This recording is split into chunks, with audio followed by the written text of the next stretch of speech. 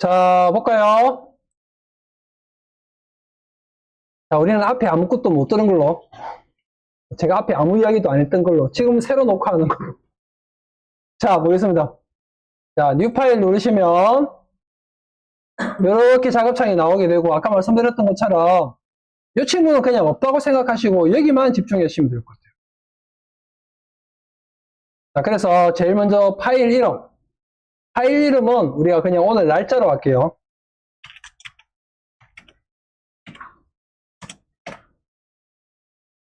그리고 여러분, 여기서 제가 하나를 또 더 설명을 드려볼게요.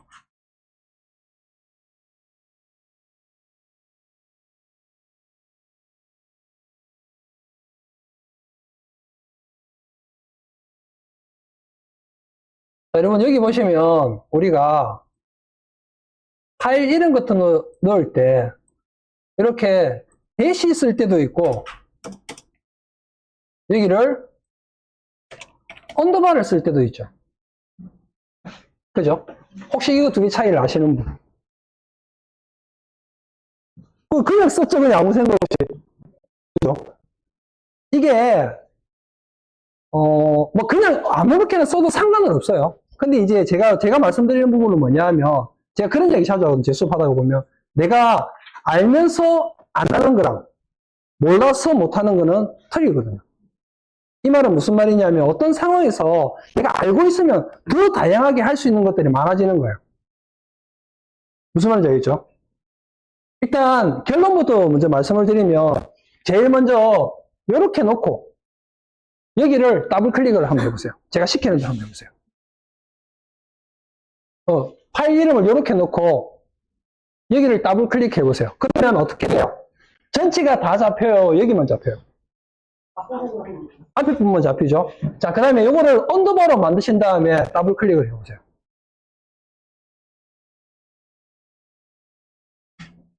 그러면 어떻게 돼요? 전체가 다 잡히죠? 자, 이게 무슨 의미냐 하면 이 브라우저도 그렇고 그 다음에 프로그램 어떤 파일을 콜링할 때도 이런 부분들이 적용이 되는 건데 이게 언더바는 전체를 하나의 단어로 봐요. 근데 그냥 대시를 쓰면 앞에 단어, 뒤에 단어 두 개가 분리되어 있는 형태로 봐요. 여러분 인스타 하시는 분 있죠? 인스타 띄어쓰기 뭘로 해요? 언더바 쓰죠. 그 다음에 여러분들이 파일 이름 같은 거 줄 때 이제 이게 알고리즘한테 우리가 학습시키는 것 중에 하나가 뭐가 있는 건 파일 이름을 통해서도 우리가 내가 지금 업로드 하려고 하는 파일에 대한 어떤 소스 정보를 제공해 줄 수도 있거든요.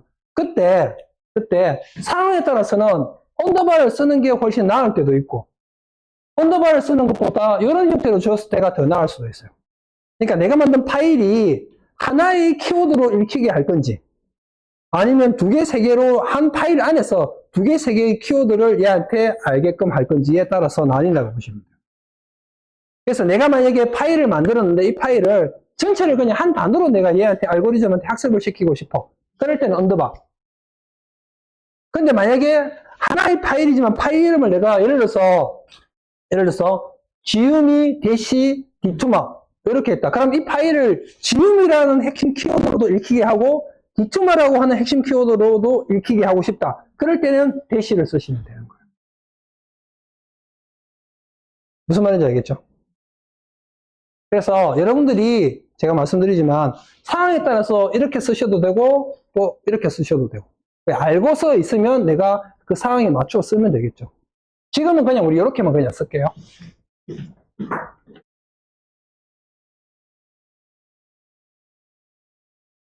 자, 그리고 그 밑에 보시면 width하고 height라는 게 나오는데 이 width가 뭐냐 하면 넓이의 개념으로 보시면 넓이.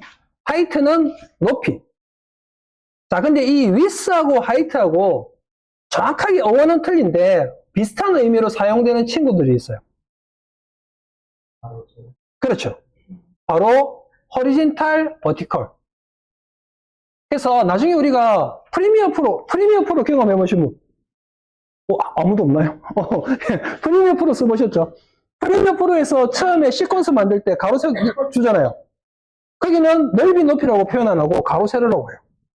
프리미엄 프로를 써. 그렇게 자세히 안 보셨죠? 나중에 보시면 알아요. 네. 그러니까 위스 하이트로 되어 있는 게 아니고 거기는 보면 허리젠탈 버티컬로 되어 있어요. 같은 의미로 이해하시면 돼요.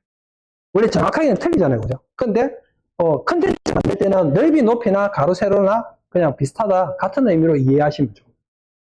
그래서 넓이 높이 이 위스 하이트라는 단어는 여러분 포토샵뿐만이 아니고 모든 컨텐츠 작업할 때 보면 진짜 많이 쓰는 친구들이에요. 자, 그리고 요 옆에 보시면 요거 있죠. 요거 눌러보세요. 자, 여기 뭐냐 하면 단위예요. 단위인데 단위도 보면 종류가 되게 많죠. 그죠? 자, 여기서 우리는 두 가지만 알면 돼요. 나머지 몰라도 돼요. 왜? 우리나라에서는 잘 안 쓰는 단어들이거든요. 자, 뭐냐 하면 픽셀하고 밀리미터 요거 두 개만 이해하시면 돼요. 픽셀하고 밀리미터. 중간에 보시면 센티미터는 뭐 밀리미터 이해하면 그냥 같이 가는 부분이니까 포인트, 피카스 다 필요 없고 나중에 필요하면 인터넷 찾아보시면 되잖아요. 근데 픽셀하고 밀리미터는 왜 제가 꼭 기억을 하시라고 하느냐 하면 우리나라에서 만들어지는 모든 컨텐츠의 99.9%는 이거 둘 중에 하나예요. 그러면 어떻게 나누느냐? 어떤 상황에 픽셀 쓰고 어떤 상황에 밀리미터 쓰느냐? 어떤 상황에 픽셀 쓸까요? 그렇죠. 그 말 하려고 했죠. 내가 만들려고 하는 컨텐츠가 무언지에 따라서 픽셀이냐 밀리미터냐로 구분된다고 생각하시면 이 말은 무슨 말이냐? 내가 예를 들어서 명암이나 전단지 만들고 싶어. 그럴 때는 단위를 밀리미터 쓰신다고 보시면 돼요. 그런데 웹이나 영상에 관련된 컨텐츠를 만들고 싶어. 그럴 때는 단위를 픽셀로 쓰신다고. 근데 요즘 우리가 지금 컨텐츠 거의 만들면 한 7, 80%는 거의 웹이나 영상용이에요. 이게 어떤 의미로 해석이 되는가 하면 이제 조금 옛날 우리가 고인물이라고 표현하죠. 옛날부터 디자인 작업해 오신 분들은 그걸 알 건데 옛날에는 우리가 컨텐츠를 만들죠. 뭐 디자인을 만들죠. 이래서 디자인 작업을 하죠. 그러면 거의 한 7, 80%가 인쇄물 쪽이었어요. 근데 지금은 한 7, 80%가 웹이나 영상에 관련된 컨텐츠예요. 그래서 우리가 디자인 작업을 할 때 또 웹 디자인 작업 해보셨을 거 아니에요. 우리가 플랫폼을 디바이스를 우리 기준으로 할 때 뭐라고 하는가 하면 모바일 퍼스트라고 해요. 모바일. 그래서 작은 화면을 기준으로 해서 큰 화면으로 이렇게 넘어가거든요. 전체 사용자의 7, 80%가 모바일로 컨텐츠를 소비하는 거예요. 여러분들도 마찬가지잖아요. 그래서 모바일에서 최적화되어 있는 디자인 첫 번째로 잡고 그 다음에 태블릿, 그 다음에 PC 이 순서로 넘어가요. 그리고 실제로 컨텐츠를 소비하는 사람들이 거의 대부분이 웹이나 영상에 관련된 컨텐츠로 소비를 많이 하다 보니까 거의 대부분 요즘에 여러분들이 사용해봤던 경험해봤던 플랫폼들의 기본 단위가 픽셀로 되어 있을 확률이 높아요. 근데 우리는 내가 만약에 명암을 만든다, 전단지를 만든다 그러면 단위를 뭘로 바꾼다? 밀리미터로. 나머지는 기억 안 하셔도 돼요. 픽셀이냐 밀리미터냐 둘 중에 하나만 기억하시면 되고 우리는 픽셀로 넣을게요. 이렇게. 자, 그리고 넓이하고 높이는 그냥 1080에 1080으로 맞출게요. 1대1 비율로.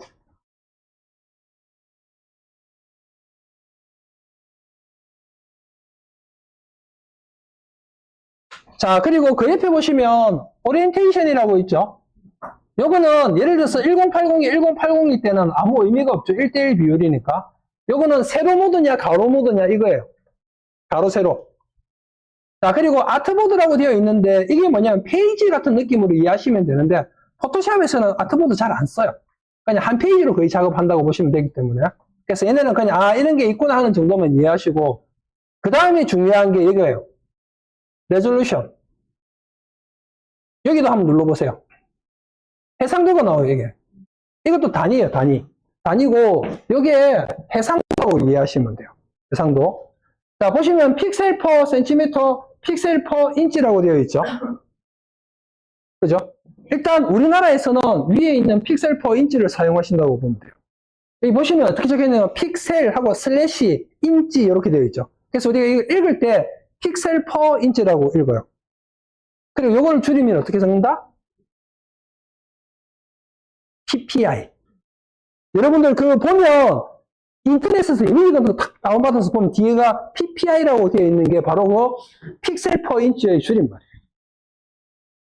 PPI가 픽셀 퍼 인치. 이렇게 보시면 돼요. 센티미터는 안 쓴다고 보시면 돼요. 그래서 특별한 경우를 제외하고 무조건 픽셀 퍼 인치. 자, 그 다음에 이게 숫자 넣는 칸 나오죠. 근데 숫자 넣는 칸에는 뭐가 없어, 옵션이. 그죠? 얼마를 넣어야 될까요?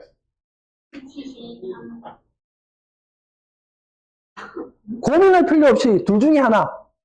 70이냐, 300이냐, 요것만 기억하시면 돼요. 그러면 어떤 경우에 72, 어떤 경우에 300?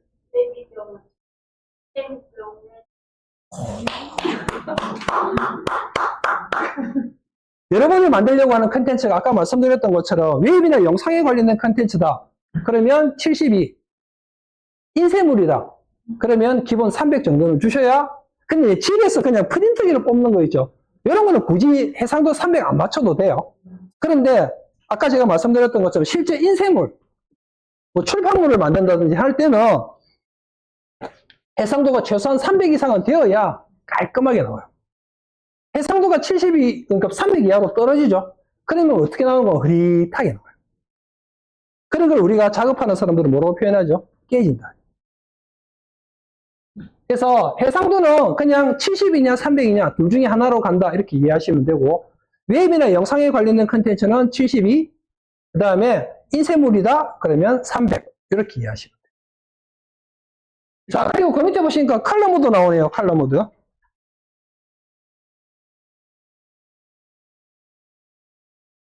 컬러 모드도 보니까 뭐가 또 많네. 그죠? 컬러 모드도. 자, 컬러 모드도 고민할 필요 없이 둘 중에 하나만 쓰시면 돼요. 바로 RGB냐 CMYK냐 이렇게. 나머지는 그냥 모르셔도 돼요. 자, 그러면 어떤 경우에 RGB를 쓰고 어떤 경우에 CMYK를 쓸까요? 웹의 경우 RGB, 인쇄물의 경우 CMYK. 오! 맞아요. 자, 이게 보시면 이렇게 이해하시면 돼요. 여러분 옛날에 학교 다닐 때 그런 거 혹시 배우는 거 보면 빛의 삼원색, 색의 삼원색 이런 거 들어보셨죠? 그죠? 바로 RGB가 빛의 삼원색, CMYK가 색의 삼원색을 활용한 컬러 모드라고 보시면 돼요. 여기서 말하는 RGB는 레드, 그린, 블루의 약자. 그리고 CMYK는 우리가 이걸 사이언이라고 읽는 사람도 있고 시온이라고 읽는 사람도 있어요. 근데 저는 사이언이죠. 사이언이라고요. 사이언, 마젠타, 옐로우. 그런데 K가 하나 있네. 원래 삼원색이라고 했잖아요. 왜 그럴까요? 그래. 왜 그럼 K가 들어갔을까요? 사이언만 그 인쇄물일 때 사색을 때 사이언 마젠타, 마젠타, 옐로우, 블랙 네 가지 색깔을 혼합해가지고. 자, 이게 정확하게는 맞는 말이에요. 맞는 말인데 이게 정확하게는 어떻게 되는가 하면 원래는 이 K가 없어야 맞죠? 색의 삼원색이라고 했잖아요. 근데 지금 얘가 들어가면 사원색이잖아요. 왜 그러냐 하면 원래는 이론상으로는 CMY, RGB가 있는데 얘를 우리가 이제 색을 표현할 때 RGB 컬러 모드는 0에서 255까지 빛의 스펙트럼 파장을 이용해서 색을 표현해요. 그리고 여기 CMYK 색의 삼원색은 0부터 100까지 퍼센트로 색을 표현해요. 0은 하나도 없는 거, 100은 가득 찬 거. 그래서 원래 이론상으로는 CMY가 100, 100, 100이 되면 까만색이 나와야 돼요. 근데 실제로 100, 100, 100을 해보니까 완전 까만색이 아니고 물 빠진 까만색 느낌이 나는 거예요. 무슨 말인지 알겠죠? 까만색은 까만색인데 물 빠진 까만색 느낌. 그래서 아예 까만색 잉크 하나를 추가한 거예요. 별도로. 그리고 이거는 약간 다른 의미이긴 하겠지만 별도로 하나를 추가해서 쓰는 색. 이런 색을 우리가 뭐라고 부르는가 하면 인쇄 작업하는 사람들은 별색이라고 불러요. 별색. 그래서 주로 별색으로 사용되는 경우는 주로 어떤 경우인가 하면 브랜드 컬러. 예를 들면 삼성에 해당되는 색이 있다. 그럼 삼성이 브랜드 컬러가 있을 거거든요. 그럼 아예 그 색 하나를 따로 준비를 해서 그걸 가지고 작업을 한다. 그럴 때 별색이라는 표현을 써요. 근데 CMYK는 완전한 별색의 느낌은 아니지만 CMY만으로는 우리가 원하는 진정한 까만색이 안 나오니까 아예 까만색을 넣어서 작업을 한다. 이해하시면 돼요. 그리고 RGB 컬러 모드는 아까 말씀드렸던 것처럼 0에서 255까지 빛의 스펙트럼 파장을 이용해서 색을 표현하는 거예요. 그래서 0은 하나도 없는 거, 255는 가득 찬 거. 마찬가지로 CMYK는 0은 하나도 없는 거, 100은 가득 찬 거. 그래서 보세요. RGB 컬러 모드가 만약에 000이에요. 그럼 무슨 색이겠어요? RGB 컬러 모드가 000인데? 왜? 이렇게 생각하시면 돼요. 제가 이게 뭐라고 했어요? 빛의 삼원색이라고 했죠. 빛이잖아요, 빛. 00이란 말은 무슨 말이에요? 빛이 하나도 없단 말이잖아요. 그럼 어떻게 했어요? 여러분, 집에 밤에 불 다 꺼보세요. 깜깜하잖아요. 와, 눈앞이 깜깜해! 까만색. 맞잖아요. 까만색. 이렇게 이해하시면 돼요. 자, 근데 255. 빛이 가득 찬 거잖아요. 지하실에 가고 끔끔한데 커튼이 있네. 커튼을 탁 제껴서 빛이 한꺼번에 확 쏟아져 들어오죠. 우리 뭐래요? 우와, 눈앞이 허옇다. 하얀색. 이렇게 이해하시면 돼요. 빛이 하나도 없기 때문에 RGB 컬러 모드가 000은 까만색. 255는 가득 찼으니까 하얀색. 자, 밑으로 내려볼게요. 색의 삼원색. CMYK. 우리가 인쇄에서는 CMYK가 000이란 말은 뭐예요? 이 CMYK는 다시 다른 말로 하면 잉크색이라고 보시면 돼요. 잉크색. 잉크가 한 방울도 안 떨어져 있는 종이색을 우리는 흰색으로 보는 거예요. 그래서 RGB 컬러 모드에서는 000이 까만색이었지만 CMYK 컬러 모드에서 000은 흰색을 의미하는 거예요. 흰색. 잉크가 한 방울도 안 떨어진 흰색. 종이색. 무슨 말인지 알겠죠? 그리고 CMYK가 빽빽빽빽 되었다. 그러면 까만색. 그리고 이 사이언 마젠타, 요게 어떤 느낌 정도로 이해하시면 되는가 하면 여기 블루는 완전한 파란색이고 사이언은 약간 하늘색 같은 느낌. 하늘색. 그 다음에 레드, R은 빨간색, 완전 빨간색이고 M 마젠타는 약간 분홍분홍한 느낌. 정확하게는 아닌데 약간 그런 느낌 정도로 이해하시면 돼요. 옐로우는 뭐 다 아시잖아요. 그죠? 그런 거라고 보시면 되고, 그 다음에 이것도 나중에 좀 더 여러분들이 공부할 일이 있으면 보면 알겠지만, 이게 삼각형 구도를 만약에 이루고 있다고 가정하면, RGB 컬러 모드랑 CMYK 컬러 모드가 이렇게 뒤로 서로 뒤집어서 엮여 있는 것 같아요. 그래서 딱 보면, 요 색이랑 요 색 쓰면 요 색이 딱 나오고. 나중에 제가 그 부분 한번 설명을 드릴게요. 자, 그래서 우리는 RGB 컬러 모드를 놓고 사용할 거다. 이렇게 이해하시면 될 것 같고, 다시 한번 정리를 해보면, 자, 내가 만약에 웨이브나 영상에 관련된 컨텐츠를 만들려고 해요. 그럼 단위는 픽셀, 해상도 72 컬러 모드, RGB. 자, 나 인쇄물 만들 거야. 단위는 밀리미터, 해상도는 그리고 컬러 모드는 딩동댕. 그렇게만 정리하시면 돼요. 그리고 요 정도만 이해를 하고 계셔도 니 좀 하네? 근데 진짜로 그런 주변에 있는 지인들 중에 이런 사람이 있어요. 제가 이제 여러분들이 디자인 배운다 그러면 어디서 딱 듣고 와갖고 딱 물어보거든요. 그 정도는 좀 알고 있어요. 우리가 그래도 이야기 좀 하죠. 맞죠? 자, 그리고 나머지는 그냥 모르셔도 돼요. 모르셔도 되고, 다만 이제 여기에 보시면 백그라운드 컨텐츠라는 게 있는데, 요거는 이제 뭔가 우리가 작업을 하거나 뭔가 새로운 종이를 하나 탁 세울 거 아니에요. 그때 배경색을 뭘로 할 거냐가 여기서 결정하는 거예요. 근데 요거는 특별한 경우 아니라고 하면 화이트 두시면 돼요. 그리고 크리에이트 눌러보세요.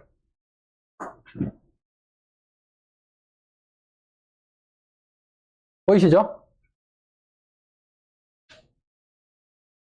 자, 그러면 이렇게 하얀색 딱 나오죠?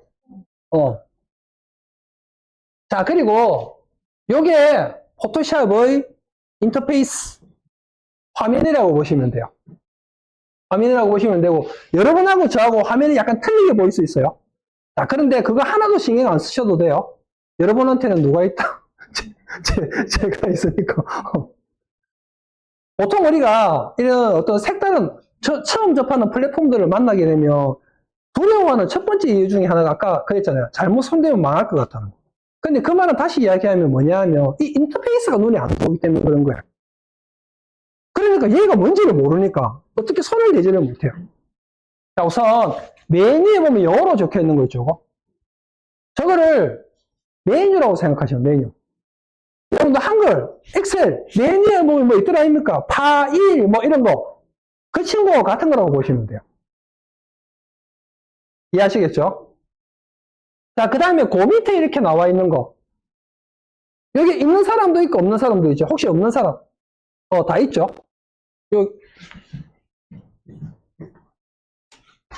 제가 키가 작은 관계로 약간 내릴게요.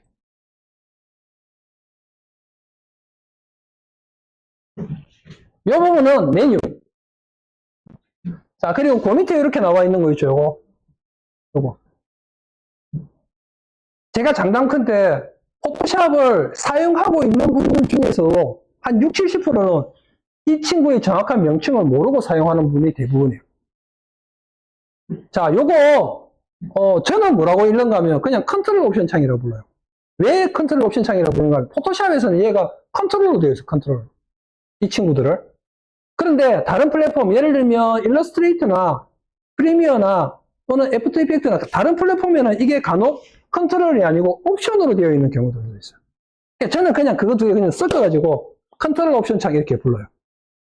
그러니까 여러분들도 그냥 편하신 대로 생각하시면 돼요.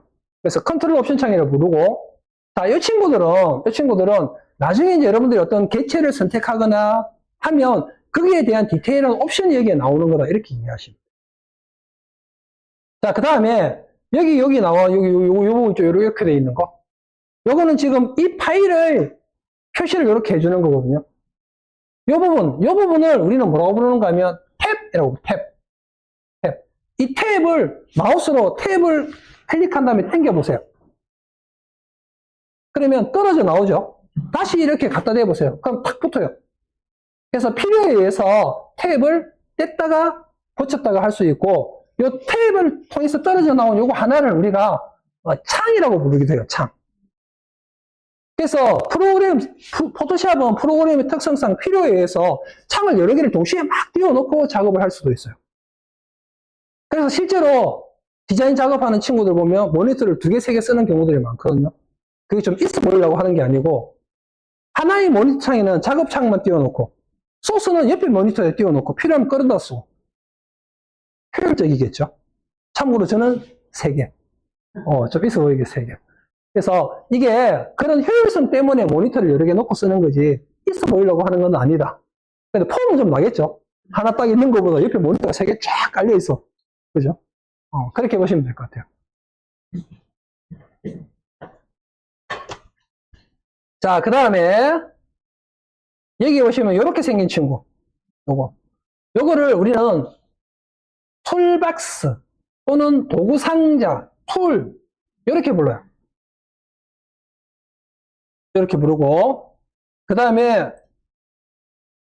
여기 보면 이렇게 생긴 친구들.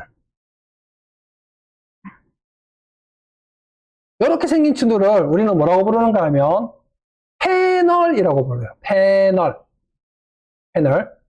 패널이라고 부르고, 자, 그 다음에 여기 하얀색처럼 생긴 거 있죠, 요거 하얀색 작업창.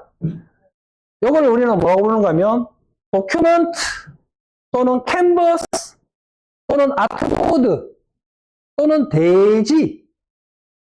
제가 지금 말씀드렸던 이 모든 단어들이 요 작업창을 말하는 거예요. 작업창을 말하는 거고, 이게 플랫폼이나 그 다음에 그 프로그램에 따라서 약간 부르는 호칭만 다를 뿐, 결국은 다 요 작업창을 의미하는 거다. 이렇게 이해하시면 돼요. 되겠죠? 자, 그리고 이제 여기 작업창에 보시면 여기 패널 있죠, 패널. 이 패널이 지금 여러분하고 저하고 틀릴 거예요. 자, 그래서 일단은 어떻게 할 거냐면 저하고 여러분하고 저는 이제 포토샵을 제일 처음에 이 패널 세팅부터 시작하거든요. 요 패널들을 원래 이렇게 붙어 있죠. 여러분들 붙어 있는 사람도 있을 건데 붙어 있으면 마우스를 이렇게 가져갖고 이 패널에 탭 있는 부분을 자꾸 당기면 떨어져 나와요. 이렇게. 그죠? 이렇게 다 떼보세요. 이렇게. 이렇게. 이렇게. 이렇게. 그리고 패널의 우측 상단에 보시면 X 있죠, X. X를 눌러서 다 닫으세요. 대신에 여기 잠깐 보세요. 이렇게 낱개로 하나씩 다 뜯어져 있어야 돼요. 그래 여러분들이 나중에 쉬워요. 자, 하게. X 눌러서 닫으세요. 이렇게.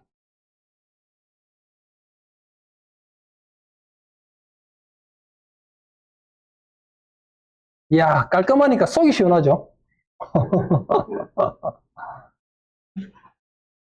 자, 방금 우리가 패널들을 다 닫았는데, 어도비에서 만들어 놓은 프로그램들, 그리고 디자인 관련되어 있는 거의 모든 플랫폼들. 패널은 어디에 들어가면 있는가 하면, 윈도우에 들어가면 다 있어요. 저 위에 보시면 윈도우 있죠, 윈도우 한번 눌러보세요. 그럼 그 안에 딱 누르면 뭐가 쭉 나오죠? 그게 다 패널이라고 생각해요, 패널.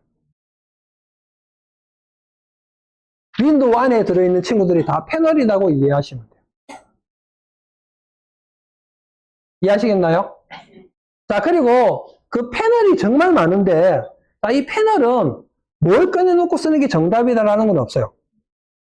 지금 저하고는 가장 기본적인 패널 몇 개만 꺼내놓고 쓸 거예요. 그리고 여러분들이 이제 실제로 작업을 하다가 보면, 포토샵으로 여러 가지 작업을 하다가 보면 자기가 자주 쓰는 패널들이 생겨나요. 그러면 우리는 어떻게 하면 돼요? 거기서 어디 있는지 아니까 꺼내서 쓰면 되겠죠. 그 다음에 또 작업하다 보면 사람의 스타일이나 작업자의 스타일에 따라서 자주 사용 안 하는 패널이 있어요. 그럼 그런 친구는 에덕스 눌러서 닫아버리시면 돼요. 이해하시겠죠? 그래서 저하고는 가장 기본적인 패널 몇 가지만 꺼내놓고 쓸 거고, 자, 윈도우 들어가 보실게요. 윈도우. 그러면 안에 뭐가 쭉 되게 많아요. 자, 그 중에서 우리는 제일 먼저, 여기 보시면, 캐릭터라고 하는 패널 있죠, 캐릭터. 자, 이 캐릭터 패널이 뭐냐 하면, 글자에 관한 여러 가지 설정에 관한 부분들을 관여하는 친구라고 보시면 돼요. 캐릭터. 글자를 다루는 패널이라고 생각하시면 돼요. 글자에 대한 부분을. 자, 그리고 다시 윈도우. 이번에는 컬러라고 있죠, 컬러. 이렇게.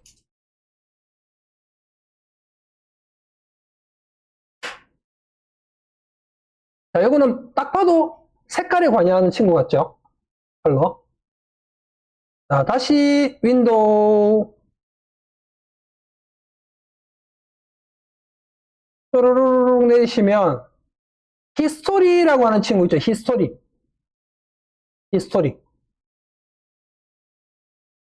이렇게.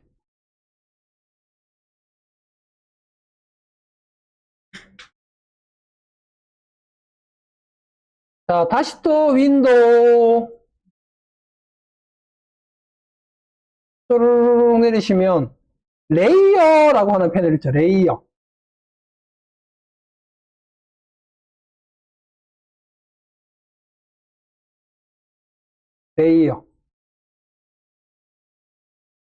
자, 다시 또 윈도우. 여기 패스라고 하는 패널, 패스.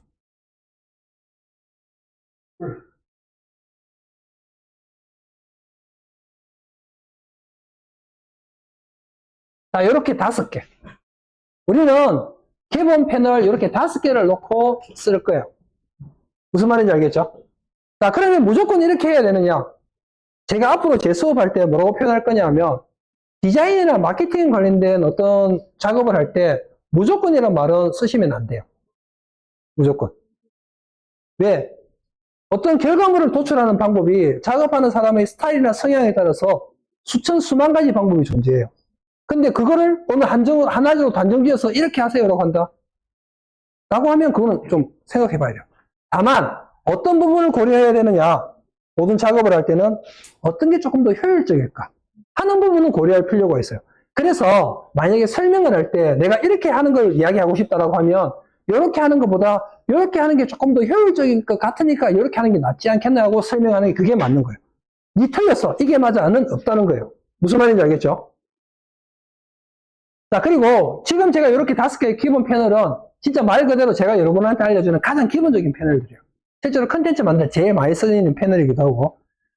그리고 이걸 기본적으로 놓고 여러분들이 이제 작업하다가 보면 나는 이 패널 좀 많이 쓰는 것 같아. 그럼 아까 들어가셔서 꺼내시면 돼요. 또 반대로 나는 이 패널 안 쓰는 것 같아. X 눌러서 닫으시면 돼요. 이해하시겠죠? 자, 그런 다음에 이제 우리는 어떻게 할 거냐면 여기 탭 있는 부분이죠. 탭 있는 부분. 탭 있는 부분을 잡아서 다른 패널로 이렇게 가지고 가보세요. 무슨 말이냐 하면 자, 보세요. 자, 여기 탭 있는 부분을 잡고 이렇게 가면 파란색으로 바뀌죠. 이때 딱 나와보세요. 그러면 패널이 하나로 합쳐지죠. 또 마찬가지로 요렇게 또 요렇게 요렇게 순서는 상관없어요. 순서는 상관없고 요렇게 한 덩어리로 합쳐버리세요. 자, 떼낼 때는 어떻게 한다? 요렇게. 합칠 때는 어떻게 한다? 요렇게. 무슨 말인지 알겠죠? 자, 그리고 다시 이 친구를 보세요. 요렇게 파랗게 바뀌죠? 이때 딱 놓으면 얘가 옆에 딱 붙어요. 그리고 여기 보시면 삼각형 2개 있는 거 있죠? 얘 누르면 얘가 이렇게 닫힐 거예요.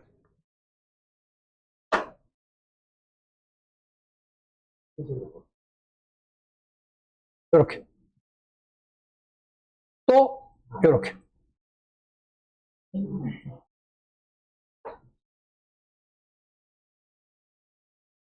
되죠? 이렇게. 그리고 혹시 만약에 내가 레이어 패널을 쓰고 싶다. 패스 패널을 쓰고 싶다. 그리고 지금은 당장 안 써도 될 것 같다. 무슨 말인지 알겠죠? 자, 그런데 갑자기 문득 궁금해집니다. 굳이 왜 이렇게 하지? 그냥 패널 옆에 꺼내놓고 쓰면 안 되나? 라고 생각할 수도 있겠죠? 왜 이렇게 할까요? 왜 이렇게 할까요? 그렇죠. 작업 공간. 실제로 포토샵 경험해 보신 분은 알지만 포토샵 작업하다가 보면 펜을 막 꺼내져 있고 그러면 작업할 때 막 걸리적거리거든요. 그러면 한쪽에 막 치워놓고 모니터 여러 개 쓰는 만 하면 다른 모니터에다 막 치워놓고 쓰기도 하고 막 그렇게 해요. 이렇게 하는 이유는 작업할 때 작업 공간을 여러분들이 확보해 놓고 쓰시기 편하니까. 그래서 안 쓸 때는 닫고 쓸 때만 꺼내면 되잖아요. 무슨 말인지 알겠죠? 자, 그리고 계속 여러분한테 말씀드리죠. 그럼 무조건 이렇게 해야 되느냐? 아니에요. 쌤, 나는 해보니까요. 그래, 나는 펜을 옆에 꺼내놓고 쓰는 게 편하던데요. 그럼 그렇게 하시면 돼요. 다만, 어떻게 하는지 알기만 하면 내가 상황에 따라서는 닫아놓고 또는 필요에 의해서 열어놓고 얼마든지 하실 수가 있잖아요. 이해하시겠죠?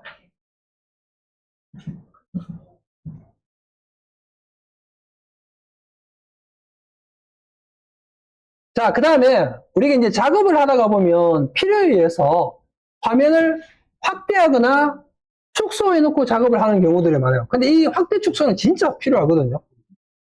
자, 화면을 확대 또는 축소하는 방법. 여러 가지 방법이 있어요. 여러 가지 방법이 있는데 가장 기본적으로 많이 쓰는 거는 자, 보세요. 여기 보시면 툴바에 보시면 여기 돋보기 그림이죠. 돋보기. 돋보기. 이게 줌 툴이라고 하거든요. 얘를 선택하고 그리고 마우스를 화면으로 가지고 와서 클릭해 보세요. 확대. 자, 그리고 줌 툴을 선택하면 좌측 상단에 보시면 더하기 빼기 나오죠. 빼기 선택하시고 클릭해 보세요. 축소. 이렇게. 되죠? 자, 그리고 더하기든 빼기든 이렇게 선택되어 있는 상태에서 그 상태에서 마우스를 클릭하고 옆으로 드래그 해보세요. 이렇게. 자, 이렇게 쓸 수도 있고, 되죠? 자, 그리고 또 다른 방법은 키보드에서 컨트롤 키 누르고, 키보드 우측에 보시면, 위에 보시면 더하기 빼기 있죠? 더하기 빼기. 컨트롤 누른 상태에서 더하기 빼기.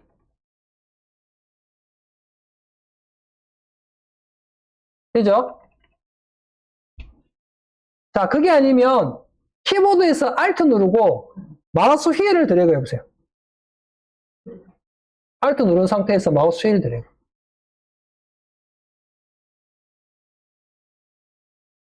자, 제가 여러분한테 정말 별거 아닌데 이렇게 여러 가지 방법을 알려드리는 이유는 뭘까요? 실제로 작업을 하다가 보면 나는 컨트롤 더하기 빼기밖에 할 줄 모르는데 그걸 불편한 경우가 있어요. 상황상. 그럴 때는 내가 다양한 방법을 알고 있으면 그때그때에 맞춰서 최적화되어 있는 방법을 활용하시는 거예요. 제가 그랬잖아요. 알면서 모르는 게 아니고 안 하는 게 아니고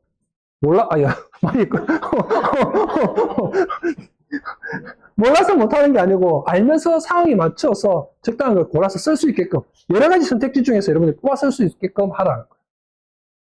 자, 그리고 화면 확대 축소만큼 중요한 거 하나가 뭐냐 하면 화면 이동이에요. 실제로 실무에서 작업할 때 화면 이동. 화면 이동은 뭐냐 하면 말 그대로 화면이 이렇게 움직이는 건데, 자, 여기 보시면 손바닥 그림 있죠? 손바닥 그림. 이걸 핸드툴이라고 그러거든요. 선택하고 이렇게 움직여 보세요. 이렇게. 그죠? 자, 그리고 혹시 아까처럼 돋보기 툴 선택해 보세요. 이 상태에서 핸드 툴로 가려면 왔다 갔다 하면 번거로워요. 그럴 때는 스페이스바 있죠? 키보드에 스페이스바 눌러보세요. 화면 툴로 바뀌죠? 이동. 이렇게. 자, 그러면 이거를 어떨 때 써먹느냐 하면 이렇게 이해하시면 돼요. 이제 우리가 작업을 하다가 보면 전체 이미지 중에서 내가 부분적으로 뭔가 이렇게 뭐 작업을 해야 될 때, 그럴 때는 화면을 확대한 다음에 화면의 정중앙으로 끌고 해야 작업이 편하겠죠. 무슨 말이냐 보세요. 화면을 이렇게 확대를 해서, 그리고 이렇게 여기를 내가 작업해야 되겠어. 또는 반대로 여기를 작업해야 되겠어. 이렇게. 무슨 말인지 알겠죠? 그래서 실제로 우리가 작업을 해보면 화면 확대 축소, 화면 이동 이런 것들을 유용하게 잘 활용하시면 작업의 속도, 완성도가 훨씬 올라가게 돼요. 되겠죠? 자, 쉬는 시간까지 한 3분 정도 남았거든요. 여기까지 설명드린 거 간단하게 정리 한번 해보세요. 제가 그리고 이제 수업하다가 보면 중간에 이렇게 여기까지 한 거 정리 한번 해보세요. 그럴 때 메모하실 부분 메모하시고 혹시 궁금한 건 저한테 질문하시고 그렇게 하시면 될 것 같아요. 영상은 여기서 한번 끊을게요.